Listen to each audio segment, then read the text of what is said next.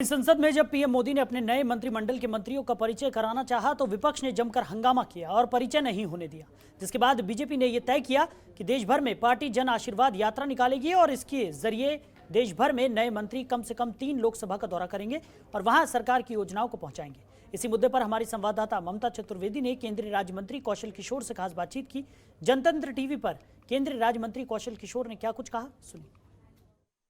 आमतौर पर देखा जाए तो ऐसा होता था कि जनता क्षेत्र से, संसदीय क्षेत्र से दिल्ली आती थी अपने मंत्रियों से मिलने के लिए। पहली बार हो रहा है कि मंत्री खुद जनता के पास जा रहे हैं मिलने के लिए। क्या आपको लगता है कि आने वाले विधानसभा चुनाव में भी इसका फर्क पड़ेगा, इसका असर होगा? वैसे जो नए मंत्री बने हैं बड़े पैमाने पे मेरे यहाँ तो रोज़ जो है बड़ी भीड़ आ रही, क्षेत्र से ही नहीं आ रही बल्कि पूरे प्रदेश से और पूरे देश से आ रही।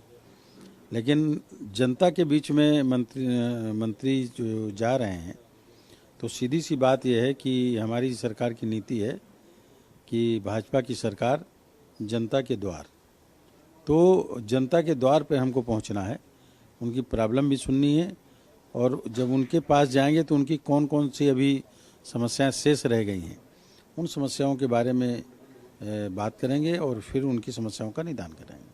आखिरी सवाल, अखिलेश यादव ने भारतीय जनता पार्टी के किसान सम्मेलन पर तंज कसते हुए कहा है कि बातों की खेती करने वाले अब किसान सम्मेलन कर रहे हैं।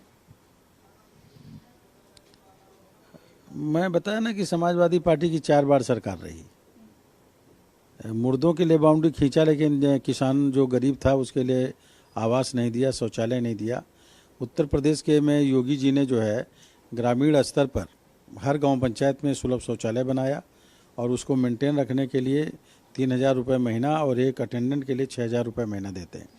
इसके अलावा गरीब किसानों की लड़कियों की शादी के लिए 20,000 रुपये और सामूहिक शादी में 51,000 रुपये खर्च करते हैं।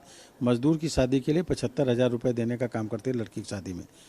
किसानों के बारे में हर खेत को पानी, हर पेड़ को पानी के लिए अलग से प्रधानमंत्री मोदी जी ने जल शक्ति मंत्रालय का गठन किया और हर खेत को पानी पहुंचाना और फसल का उत्पादन दूना करना और किसान का की जो आय है वो भी दोगुनी करना, इस पर जो है सरकार पूरी तरीके से काम कर रही है। किसानों के बारे में कोई ज्ञान अखिलेश जी जो बता रहे हैं उनको खुद नहीं है।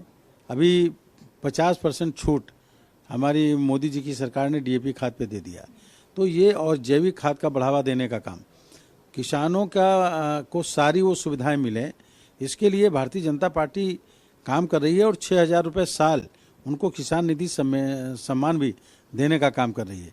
तो जब उनकी सरकार थी तो उन्होंने कुछ नहीं किया और हमारी सरकार ने किसानों के लिए जितना किया सभी वर्ग के लिए किया और किसानों के लिए भी किया है। और इसीलिए आप देख रहे होंगे कि किसान आंदोलन जो लोग खड़ा करने का काम प्रयास कर रहे हैं उनके साथ किसान नहीं खड़ा हो रहा, उनके कुछ व्यक्तिगत समर्थक लोग उनके खड़े हो रहे हैं जो ये नहीं चाहते हैं कि आंदोलन चले। वो लोग भी मजबूरी में जान पहचान की वजह से खड़े हो रहे हैं, राकेश टिकैत जी की वजह के पास खड़े हो रहे हैं, क्या उनको लोग खड़ा करने का काम कर रहे हैं। तो मेरा कहने का मतलब ये है कि अखिलेश जी की जो तंज है वो गलत है और आने वाले समय में किसान खुद बताएगा कि हम किसके साथ खड़े हैं। वक्त देने के लिए शुक्रिया। कैमरा पर्सन शेरा सिंह के साथ ममता चतुर्वेदी, जनतंत्र टीवी, दिल्ली। खबरों के निष्पक्ष विश्लेषण के लिए सब्सक्राइब करें Jantantra TV and press the bell icon. Never miss any update.